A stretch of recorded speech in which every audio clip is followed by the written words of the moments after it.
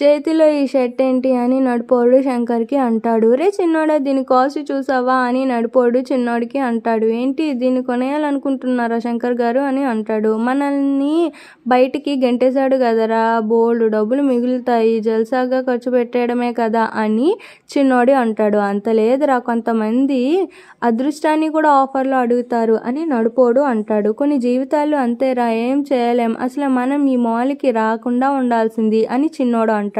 ఇక్కడికి స్టేటస్ లేని వాళ్ళు వస్తారు అంటే మనం అసలు వచ్చి ఉండే వాళ్ళమే కాదు అని నడిపోడు అంటాడు.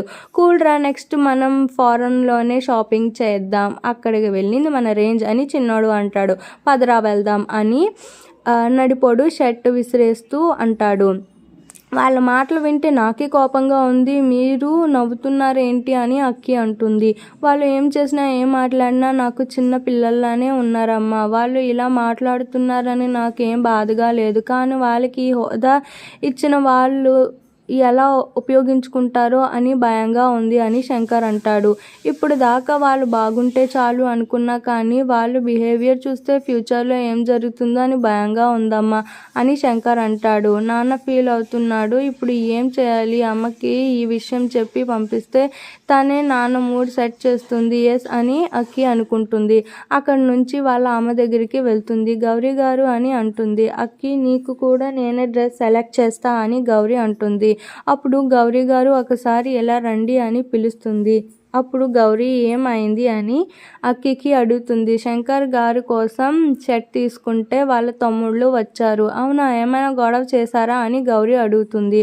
అప్పుడు అక్కి గొడవ కాదు, శంకర్ గారి మనసు బాధపడేలా ఏవేవో అన్నారు అని అంటుంది. వాళ్ళకి కళ్ళు నెత్తికెక్కాయా, అయినా శంకర్ గారు ఊరుకోవడం ఎందుకు, 2 తగిలించాల్సింది అని గౌరీ అంటుంది. పైకి నార్మల్గానే ఉన్నారు కానీ లోపల చాలా బాధపడుతున్నారు, అందుకే నీ దగ్గరికి వచ్చాను, మీరైతే శంకర్ గారిని ఓదారుస్తారు అని అక్కి అంటుంది. ఇప్పుడు ఎక్కడ ఉన్నారు అని గౌరీ అంటుంది. ట్రయల్ రూమ్ సైడ్ దగ్గర ఉన్నారు అని అక్కి అంటుంది. సరే అని గౌరీ వెళ్తుంది. అప్పుడు శంకర్ తమ్ముళ్ళు అనుకుంటారు, రే మనల్ని ఇక్కడ చూసి అన్నయ్య షాక్ అయి ఉంటాడు కదరా అని అనుకుంటారు.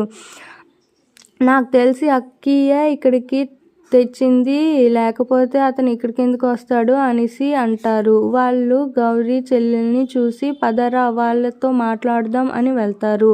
ఇంతలోగల గౌరీ శంకర్ దగ్గరికి వెళ్తుంది. అప్పుడు అతనితో మీరు బాధపడకండి, వాళ్ళు కళ్ళు నెత్తికెక్కాయి అందుకే ఇలా మాట్లాడుతున్నారు, మీ వాల్యూ తెలుస్తుంది, అయినా మీరు ఎందుకు సైలెంట్గా ఉన్నారు, ఒక చెంప దెబ్బ కొట్టాల్సింది అని అంటుంది.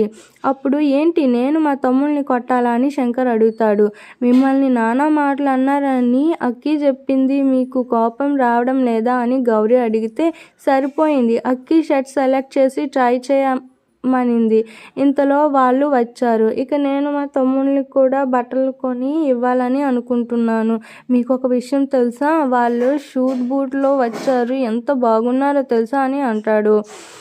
మిమ్మల్ని వాళ్ళు ఏమన్నారు అని నేను వచ్చి మిమ్మల్ని ఓదార్చడానికి వచ్చా, అంటే మీరు వాళ్ళని చూసి సంతోషిస్తున్నారేంటి అని అంటది.